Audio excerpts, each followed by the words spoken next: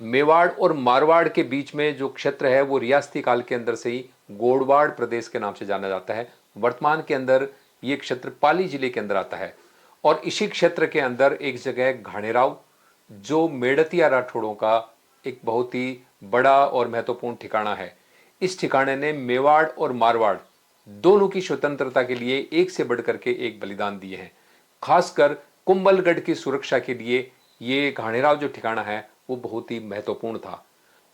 तो पाली जिले का ये ठिकाना घाणेराव सांस्कृतिक, धार्मिक और उपजाऊ के हिसाब से देखा जाए तो कृषि उपज के हिसाब से बहुत ही समृद्ध इलाका है। यहाँ पर जैन मंदिरों की पूरे गोडवाड़ क्षेत्र के अंदर भरमार है। जैसा कि आप जानते हैं, रणकपुर का विश्व प्रसिद्ध जैन मंदिर भी घाणेराव के पास में ही है। यहाँ के शासकों ने मेवाड़ और मारवाड़ के लिए एक से बढ़कर के एक बलिदान दिए और साथ ही जनहित के भी उन्होंने खूब काम करवाए, खासकर पेयजल के लिए। घाणेराव के अंदर वर्तमान में 21 बावड़ियां हैं जहां पे वर्षा जल संग्रहित करके पानी को काम में लिया जाता है। तो इस वीडियो के अंदर जानिए घाणेराव का इतिहास और देखिए घाणेराव गढ़ के खूबसूरत दृश्य।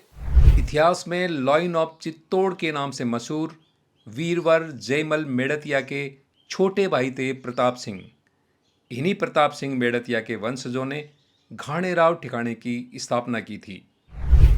हम क्या है कि एक्चुअली राव जोधा, राव बीका, राव दूधा, ये सब भाई थे जोधपुर में।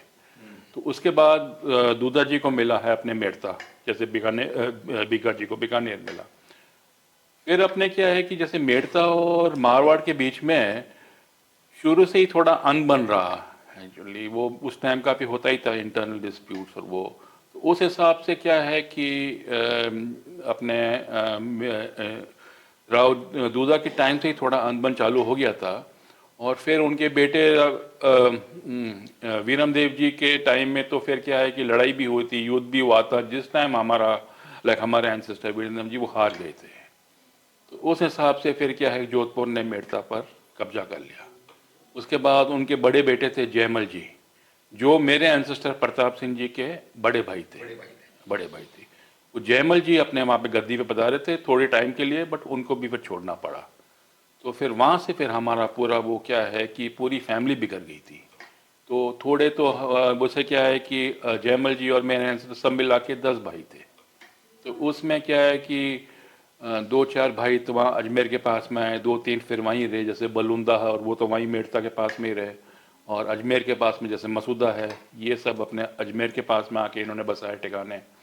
और जयमल जी और मेरे जो एंसेस्टर प्रताप सिंह जी थे वो चित्तौड़ पधारे। वो इसलिए क्योंकि क्या है कि जो मेरे एंसेस्टर प्रताप सिंह जी थे, उनके जो मदर थे गौरजा कुमार जी, वो अपने वहाँ से मेवाड़ के प्रिंसेस थे, राजकुमारी थे। तो फिर वहाँ से वो चित्तौड़ पधारे। वहाँ तो फिर थोड़ा बहुत युद्ध का तो सब काफ़ी लोग जानते हैं कि मुग़ल बादशाह के अगेंस्ट कैसे उन्होंने वीरता दिखाई वहाँ पे चित्तौड़ में। जयमल जी की तो वहाँ मूर्ति भी लगी हुई है। ठाकुर प्रताप सिंह जी ने मेवाड़ की रक्षार्थ कई युद्ध लड़े। सन 1537 ईस्वी में चित्तौड़ को बणवीर से मुक्त कराने के लिए महाराणा उदय सिंह जी ने सेना सहित कूच किया। तब प्रताप सिंह जी मेड़तिया भी अपने राठौड़ वीरों के साथ उपस्थित थे। प्रताप सिंह जी द्वारा मेवाड़ को दी गई सेवाओं के बदले महाराणा उदय सिंह जी ने उन्हें नाडोल के पास चाणोद की जागीर दी थी। इतिहासकार मानते हैं कि सन 1568 ईस्वी में बादशाह अकबर ने जब चित्तौड़ पर आक्रमण किया तब प्रताप सिंह जी अपने भाई जयमल जी के साथ थे और चित्तौड़ की रक्षा करते हुए उन्होंने अपने 400 राठौड़ वीरों के साथ प्राणों का बलिदान दिया था। ठाकुर प्रताप सिंह जी के बाद उनके पुत्र ठाकुर गोपाल दास जी ने भी मेवाड़ को महत्वपूर्ण सैनिक सेवाएं दी। हल्दी घाटी में उनके शरीर पर 27 घाव लगे थे। मुगल आक्रमण के समय ठाकुर गोपाल दास जी ने कुंभलगढ़ के निकट और देसूरी की नाल तथा गोडवाड़ परगने में कार्य किया। गोडवाड़ प्रदेश अत्यंत उपजाऊ तथा संपन्न था, अतः यहाँ से ठाकुर गोपाल दास जी ने महाराणा प्रताप की सेना के लिए खाद्य सामग्री की निरंतर आपूर्ति सुनिश्चित की। चूंकि गोडवाड़ प्रदेश कुंभलगढ़ की सुरक्षा के लिए महत्वपूर्ण क्षेत्र था, अतः मुगल सत्ता से संधि होने के बाद महाराणा अमर सिंह जी ने ठाकुर गोपाल दास जी को गोडवाड़ प्रदेश में नाडोल की जागीर दी।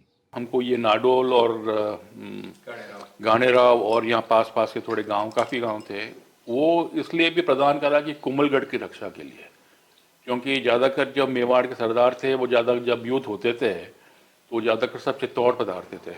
यहाँ की रक्षा के लिए फिर हम थे और एक दो और ठिकानेदार थे। दूसरे राठौड़ बिन्नी सोलंकी थे रूपनगर में, वो भी बहुत प्रसिद्ध वीरता थी उनकी, वो वहाँ बिरासते थे। तो वो हम सब क्या है कि जो इम्पैक्ट होता था मुग़ल इन्वेजन का, वो चित्तौड़ की तरफ होता था और एक इस तरफ होता था। तो हम इस तरफ से उस मुग़ल इन्वेजन को रोकते थे। महाराणा अमर सिंह जी ने ठाकुर गोपाल दास जी को मेवाड़ के प्रथम श्रेणी सामंतों में जगह दी और दरबार में सलूम्बर के बाद 5वीं बैठक दी। ठाकुर गोपाल दास जी ने देसूरी नाल की सैनिक महत्ता समझते हुए उसके पास ही घाणेराव में अपना ठिकाना कायम किया ताकि कुंभलगढ़ पर होने वाले आक्रमणों को रोका जा सके। कुंभलगढ़ की सुरक्षा में महत्वपूर्ण भूमिका निभाने के कारण मेवाड़ राज दरबार में घाणेराव के शासकों का सम्मान बढ़ा।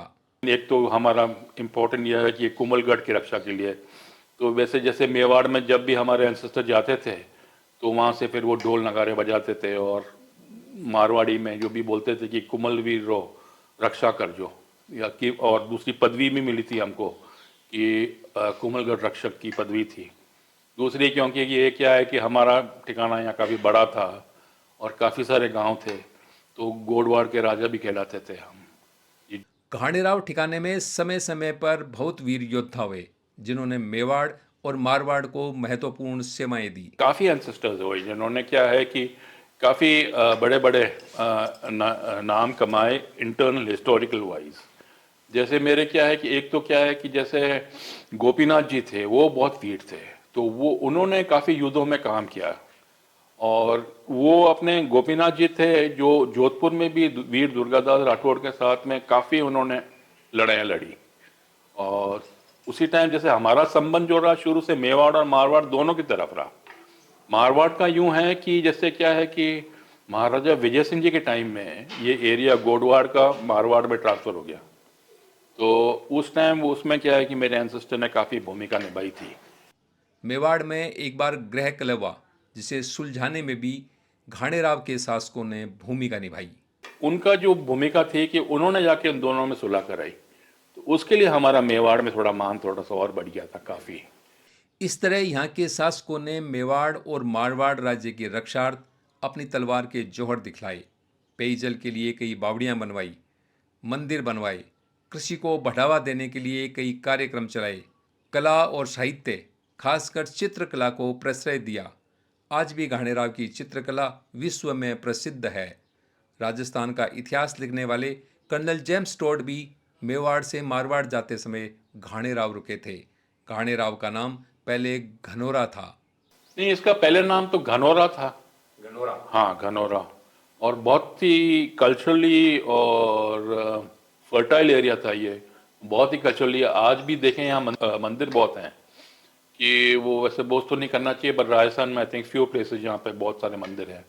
क्योंकि ये क्या है कि एक्चुअली गोडवार जो है, ये मेरे को पूछो तो शेखावाटी के बाद में this is the second most important area for Jain community. और यहाँ पे क्या है, इनके ये जैन तीर्थ भी है, लाइक मंदिर भी हैं। ये पंचतीर्थ कहते हैं गोडवार का, पंचतीर्थ जैसे राणकपुर, गाणेराव, नारलाई, वरकाना, ये सब पंचतीर्थ यहाँ का गोडवार का जैन मंदिरों की वजह से है कि आप गोडवार पधारे तो पांचों ये जैन मंदिर में दर्शन करें। तो यहाँ जैन कम्युनिटी बहुत प्रॉस्परस है। आजाद देश जब आजाद हुआ, हाँ, उस टाइम हमारे क्या है कि करीबन 39 विलेजेस थे। जब ये अपना जागीर रिज्यूम हुई तो उस टाइम 39 विलेजेस थे। तो जागीर जब रिज्यूम हुई उस टाइम आप ही थे आखिरी या आपके पिता? नहीं, मेरे ग्रैंडफादर थे उस टाइम। देश की आज़ादी के समय यहाँ ठाकुर लक्ष्मण सिंह जी शासक थे। उन्होंने पहले जोधपुर में प्रताप स्कूल और बाद में अजमेर स्थित मेयो कॉलेज में शिक्षा ग्रहण की।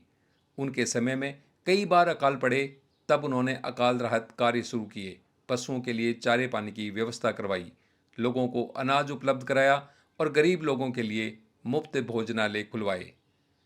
इन सब व्यवस्थाओं में धन की कमी पड़ने पर अपनी जागीर के अंतर्गत स्थित ओसवाल एजुकेशन फंड से 40,000 रुपये का कर्जा लिया, लेकिन अपनी प्रजा को अकाल में भूख से नहीं मरने दिया।